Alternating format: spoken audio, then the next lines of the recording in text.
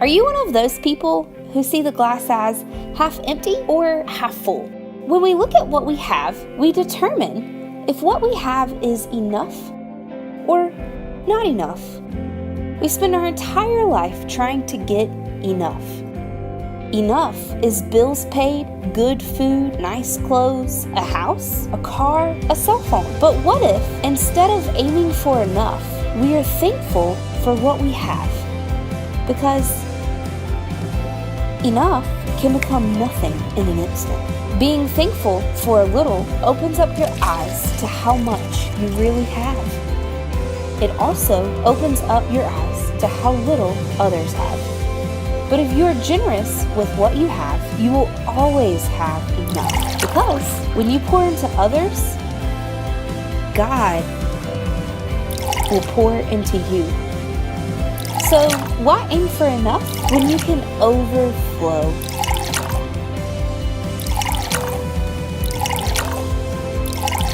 Overflow by mastering your heart.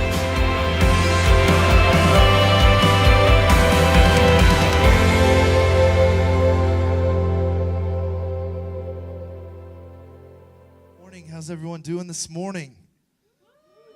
Good.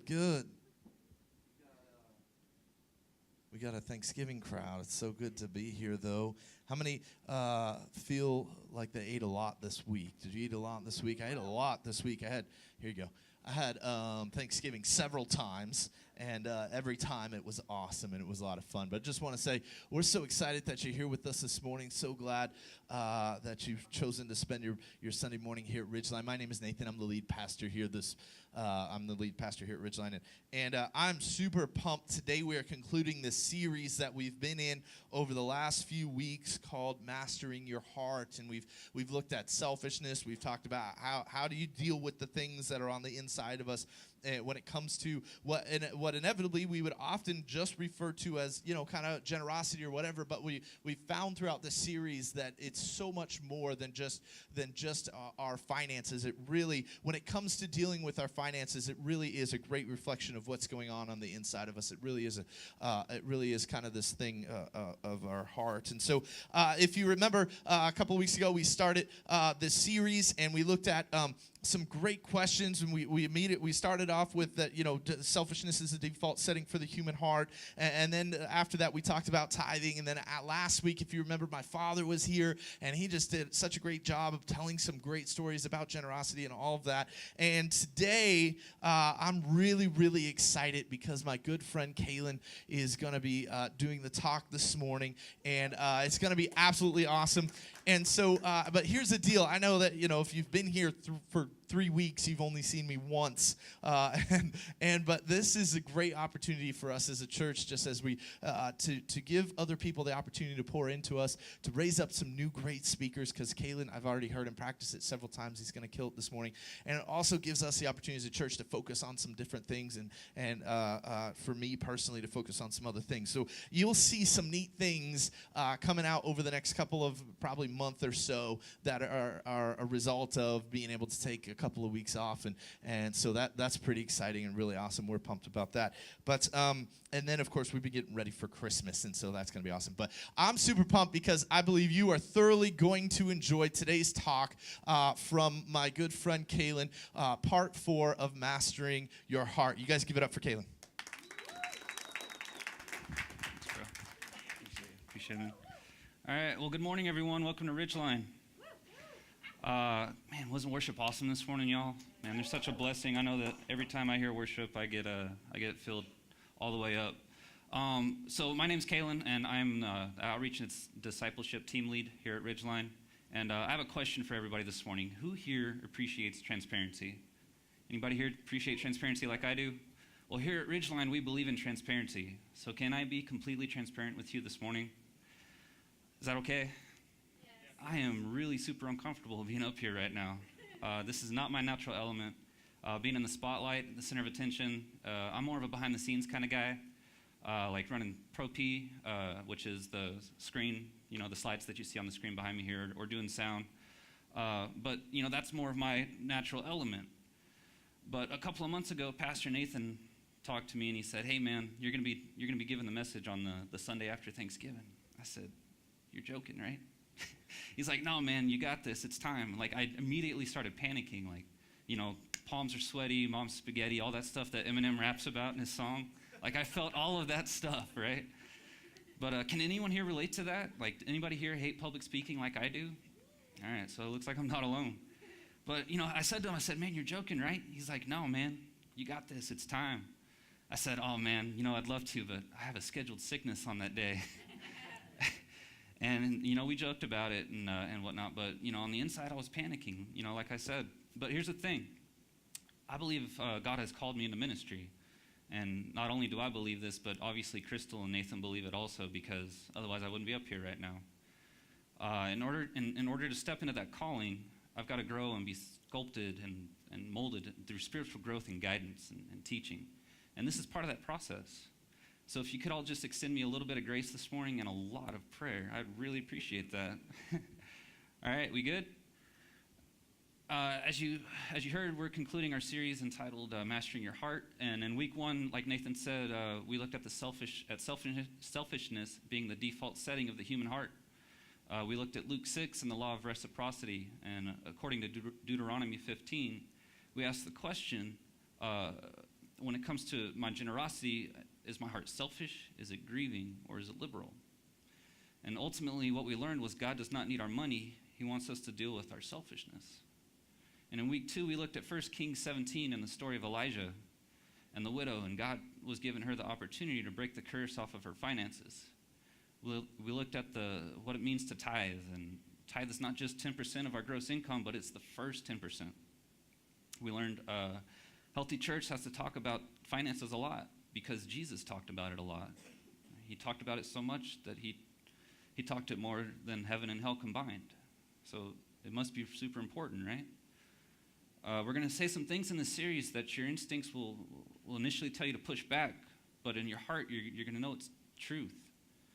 And don't trust your feelings. That's what that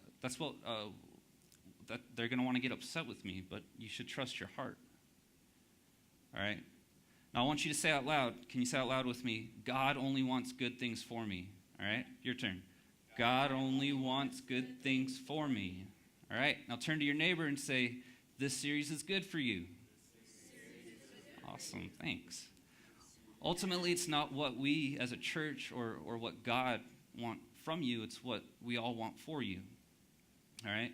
In week 3, like Pastor Nathan said, we had Pastor Peter here, his father, and he shared some amazing, powerful stories of how tithing and what God is capable of doing when we're generous with our finances. Have you ever looked at someone else and thought bad about the way they spend their money?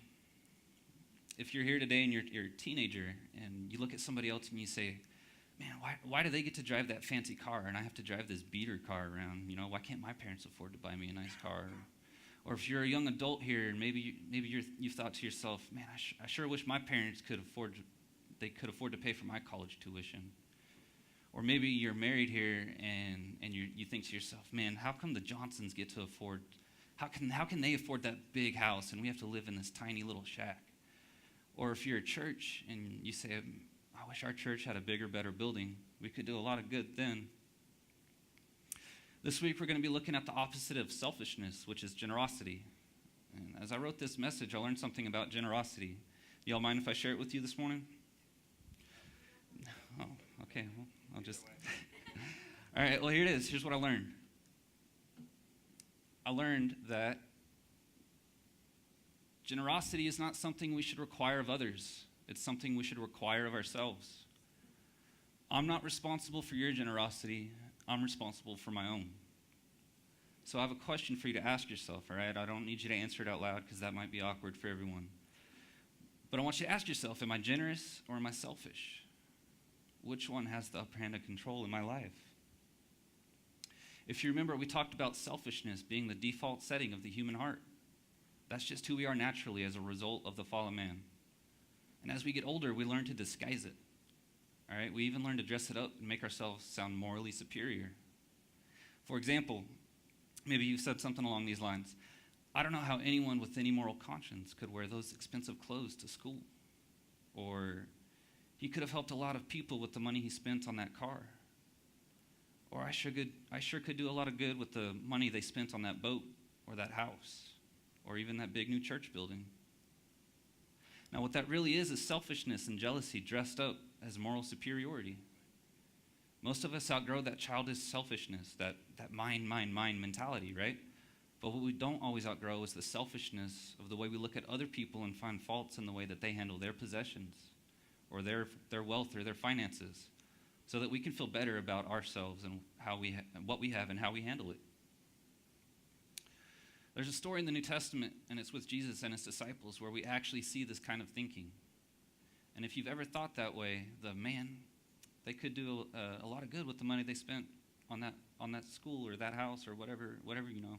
If you've ever thought that way, when I tell you the story and you see who in the story was thinking that way, you're probably not going to like it. But you know what? It's okay, because that's what this is all about. That's why I asked you the question of, am I generous? Because if you don't like the answer when you're looking in the mirror and reflecting on your actions or your words or your thoughts, you have the opportunity to change it today, and that's exciting. All right, so today we're going to look at two different kinds of hearts. All right, the first type we're going to look at is a generous heart. And the second kind we're going to look at is a selfish heart. Today we're going to be taking a look at the book of John, starting in chapter 12, verse 1. All right, John 12:1 reads, 6 days before Passover, Jesus came to Bethany, where Lazarus lived, whom Jesus had raised from the dead.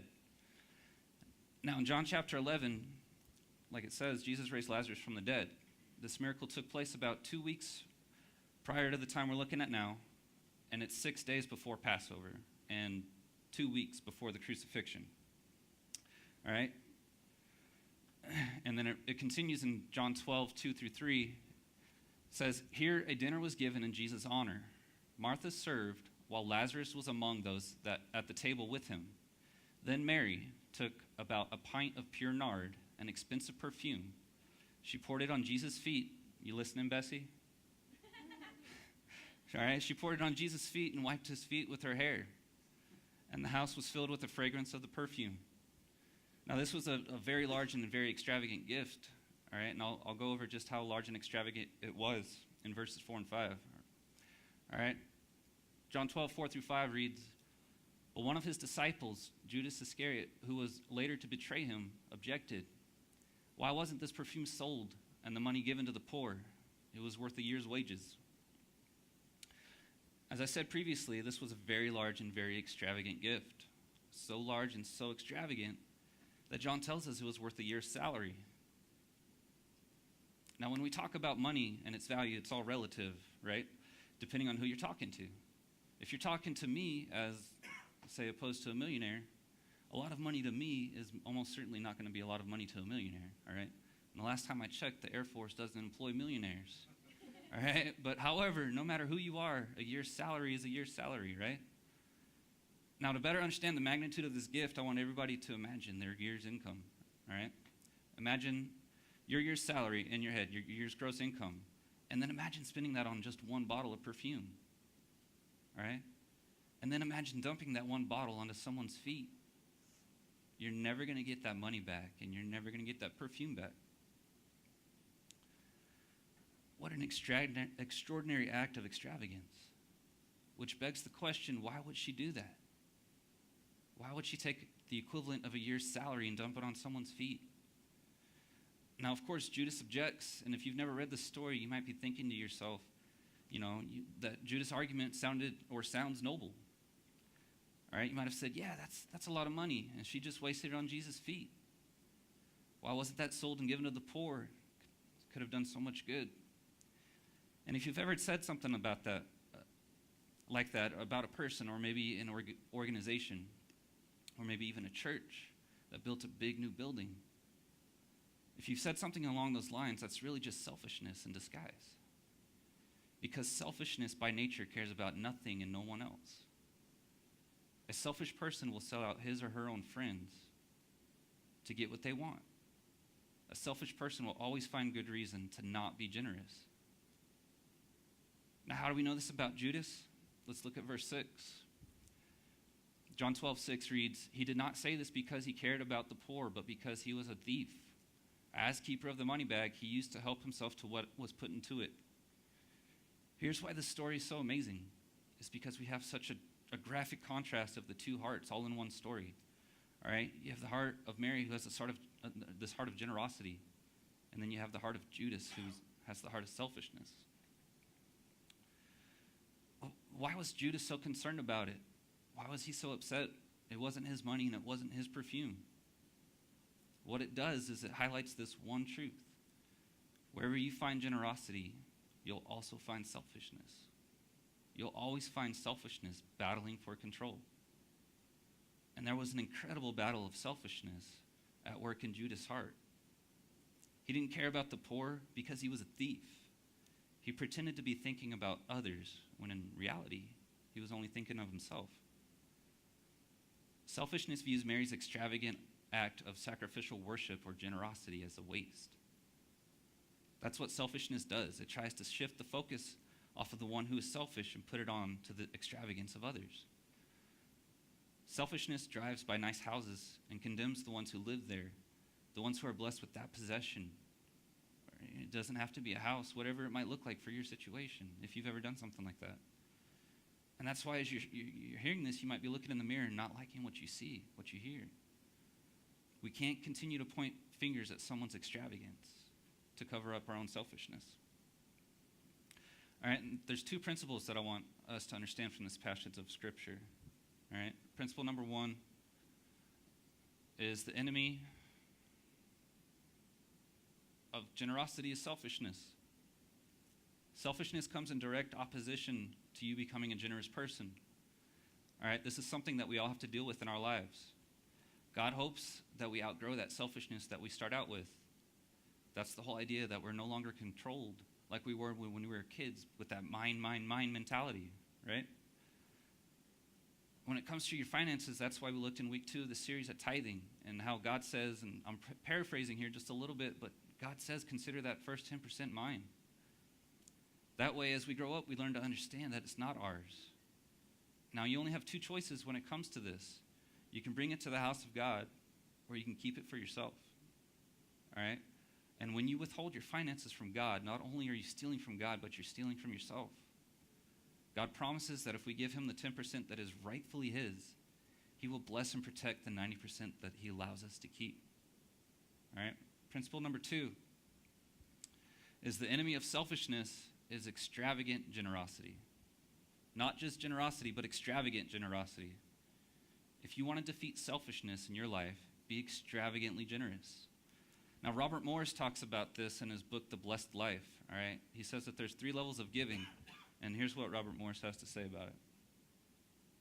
Now, there are 3 levels, by the way, of giving in the Bible: tithes, offerings, and extravagant offerings. And I can show you just about any offering in the Bible, and it's either a tithe, it's an offering, or it's an extravagant offering. Lots of extravagant offerings in the Bible. David gave $21 billion to the temple. That's not bad. Even for a king, that's not bad. Here's an extravagant offering. The widow gave 2 mites. And Jesus said she gave more than all. Solomon offered 1,000 sacrifices. All sorts of extravagant offerings in the Bible. So tithes, offerings, extravagant offerings. When I saw this, I called Steve Doolin, one of our elders and a good friend of mine, because I was just so excited. And I said, did you know there are 3 levels of giving in the Bible? He said, yeah. I said, oh, you don't either. See, you need to understand something. When a pastor finds something in the Bible, he thinks no one else has ever seen it before. I said, you don't know what they are. He said, yes, I do. I said, all right, name them. He said, tithes, offerings, and painful offerings. I said, well, that's close enough. Do you realize that most Christians, according to the statistics, never get to the first level? The latest poll shows that of all Christians, do you know how many tithe? And let me explain again what tithing is. Tithing is 10% of your gross income, not your net. It's 10% of your gross, and it's undesignated to the church where you attend, to the church where you're fed, okay? Please hear me. It's not 5% here and 3% here or 2% here. It's not. It's 10%, and it's undesignated. The reason it's undesignated is because it's not yours. People love to designate their gifts. You want to know why? Because we like control with our money. Pastor, if I give a big gift, can I have an appointment with you? No. No. You can't control with your money. It's amazing how many people have tried that. It's amazing to me.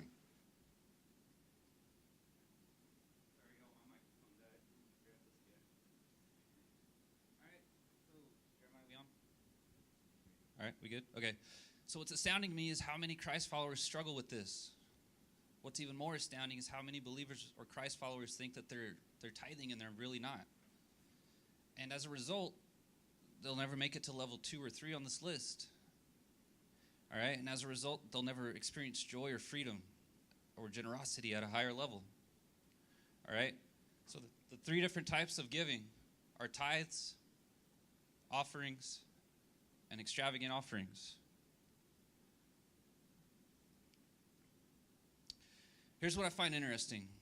Once you make it to level 1, all right, and this is key, not just making it to level 1, but making it to level 1 with your heart in the right place, all right? Not just to collect tickets like Nathan talked about in the Easter service, you know, those tickets that we all think we need to collect. The ticket when you go to church and you get a ticket and you say your prayers and you get a ticket, you read your Bible, you get a ticket. That's not what this is about, all right? You got to make it to level 1 with your heart in the right place, all right? But once you make it there, it's inevitable that you're going to reach level 2. And once you reach level 2, you're going to reach level 3. But we don't always do that. And why? Because the enemy of generosity is selfishness, and we're afraid. But let me tell you what can happen when we get past the first level and God begins to speak about an extravagant gift. All right? We're going to look at the 6 stages of giving. All right? The first stage is extravagant. The first step in an extravagant gift is hearing from God. All right? It's nearly impossible to give extravagantly out of your own thinking or doing because people don't think that way. All right? God is always speaking to us, but it's not always easy to hear. But if you listen, you'll hear. All right? I promise. All right? The second stage, all right, is excitement. All right? Once you hear from God about a significant gift, you'll get excited because you get to do something incredible. And it's risky, and it's like, oh my gosh, this is so cool. But it almost always leads to the next stage, which is fear. That's when you start to have thoughts like, we can't give that much. This is insane. But if you take a step back, a lot of being a Christ follower is insane. We believe someone was raised from the dead. You don't think that's insane? It seems crazy, right? All right, but after fear comes stage 4, which is logic. All right, here we start to think about alternate plans. Do you think Mary had to deal with logic before she poured out a year's salary on Jesus' feet? Do you think she said to herself, well, if I just went and sold this, I could give some of it to the poor and the rest? Of course she thought something like that, absolutely. Now, I'm not saying that you shouldn't ever be logical, because you should be. But if it comes to listening to God's voice or being logical, we should listen to God's voice, right? All right, and the next step is doubt. Doubt tells us things like, was that really God or was I hearing things? You want to know how you can tell if it was really you or God? If by default we are selfish, you're never going to tell yourself to give something extravagant away. That's not who we are. That's not how we're wired. If you get a thought like that, it's probably not coming from your imagination. It's coming from God. All right, and then the last stage is faith. Once you get past doubt on your way to giving an extravagant gift, you move into faith. Here, the excitement returns and you begin to obey. Now remember, the enemy of generosity is selfishness. If you want to beat selfishness, you've got to move to this place of faith, putting your trust in God.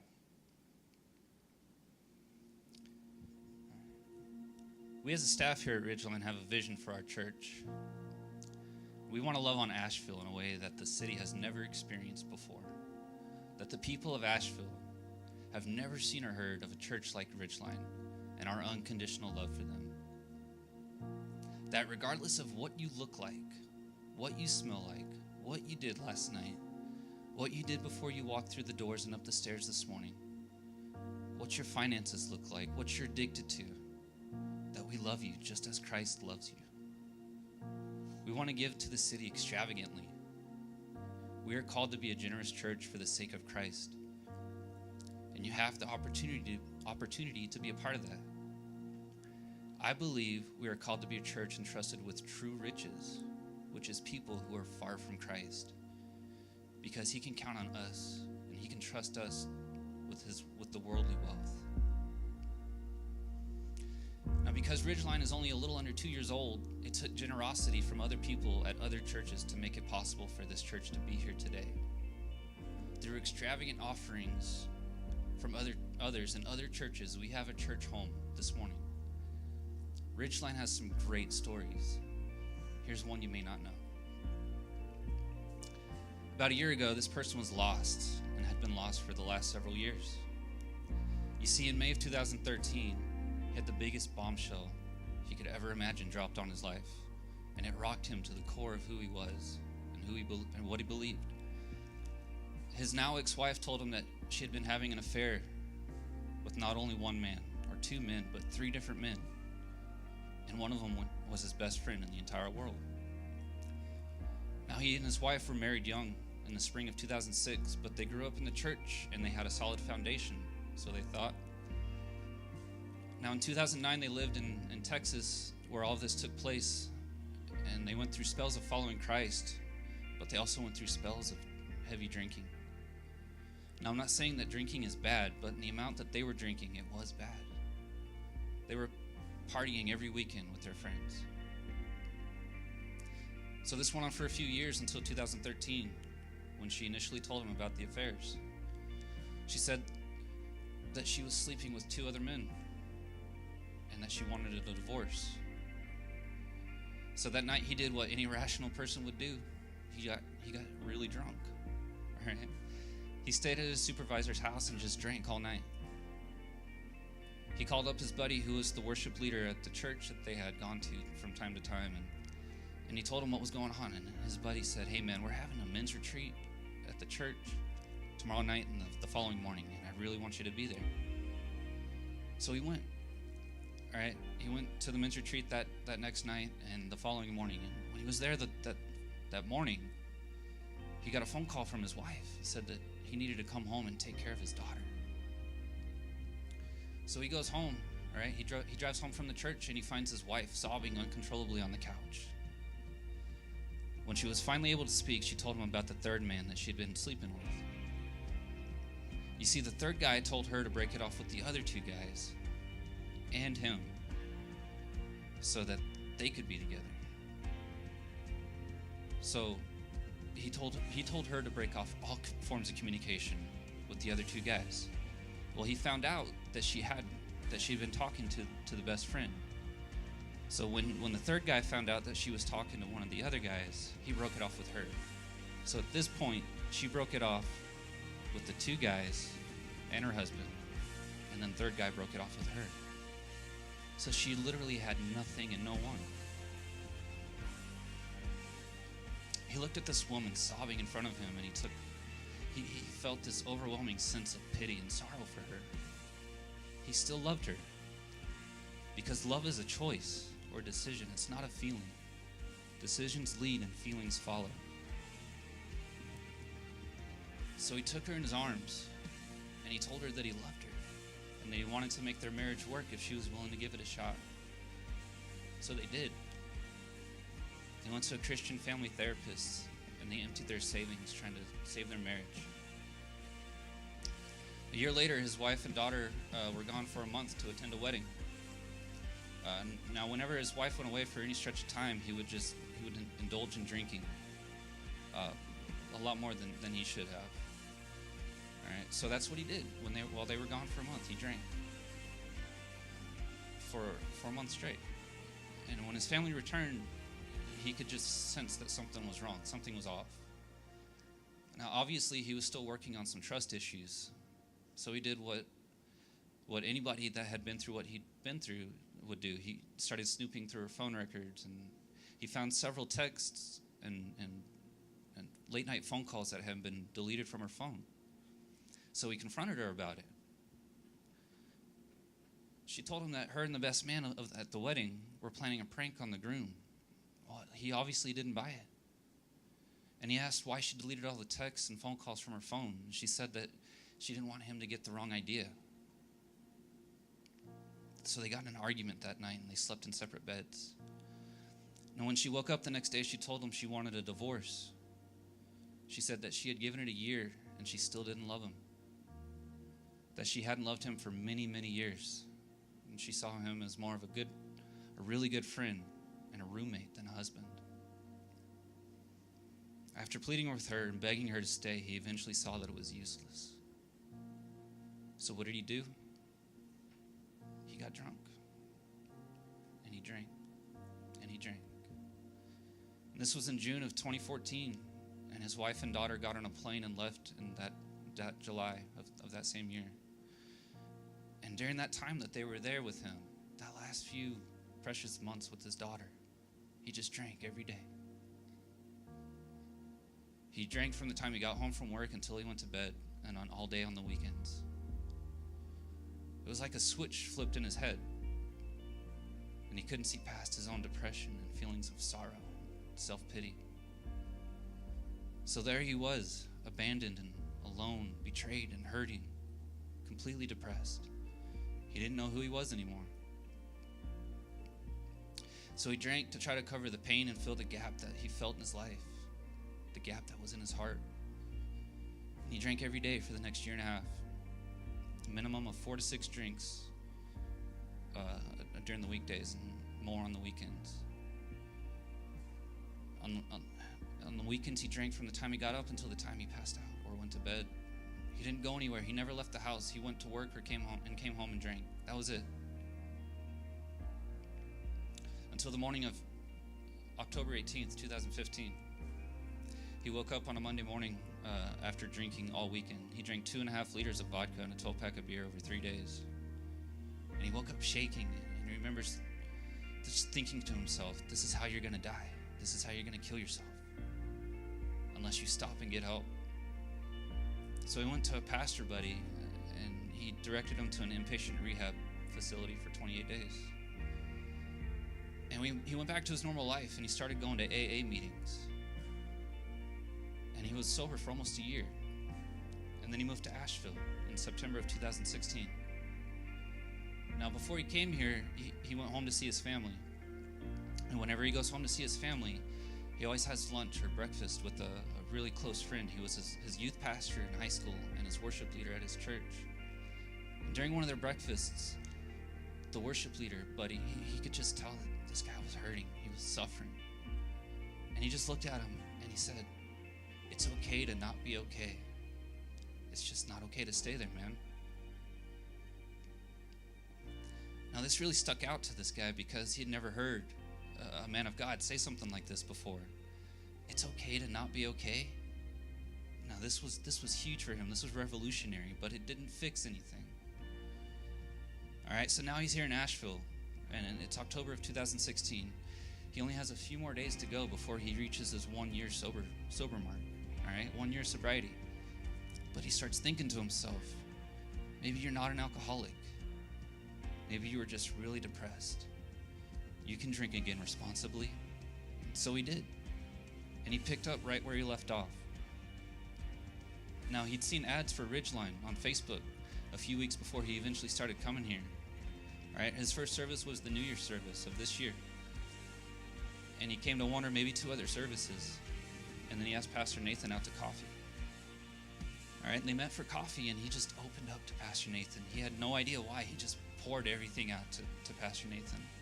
And he was just hoping and praying that he had something that could fix him. And you know what Pastor Nathan told this guy? He said, it's okay to not be okay. It's just not okay to stay there. It was in that moment that he realized, that I realized, Ridgeline was my home. This is where I'm supposed to be, because I'm that guy. This is my story. Coming to Asheville in itself is a crazy story. I shouldn't have been here. I shouldn't have got assigned here, but here I am. And I have 2 pastors tell me within a matter of months the same thing on opposite sides of the country. It's okay to not be okay. It's just not okay to stay there. Now, Pastor Nathan and Crystal, they walked me through the process of quitting drinking. You see, I'd gone to AA, and I'd even led AA groups, but I couldn't really get on board with what they were saying. I couldn't accept the fact that I'm an alcoholic. All right, I believe in the healing power of Jesus Christ, and I identify as a child of the living Christ, not as an alcoholic, like they do in AA. Hi, my name is Kaylin, and I'm an alcoholic, versus hi, my name is Kaylin, and I'm a child of the living Christ. Which one would you rather identify as? My life has done a complete 180 over the last several months. I've been brought on as staff here at Ridgeline, and I'm sober, and I've had zero desire to drink. Even with preparing this message and being all nervous to be up here in front of y'all. And I've got an amazing girlfriend who loves me and accepts me. She knows all the worst things about me, and she still loves me. As I said before, Ridgeline is here as a result of the generosity of others. My story and my testimony is what it is as a result of the generosity of other people willing to be extravagantly generous with their offerings in order to help launch Ridgeline.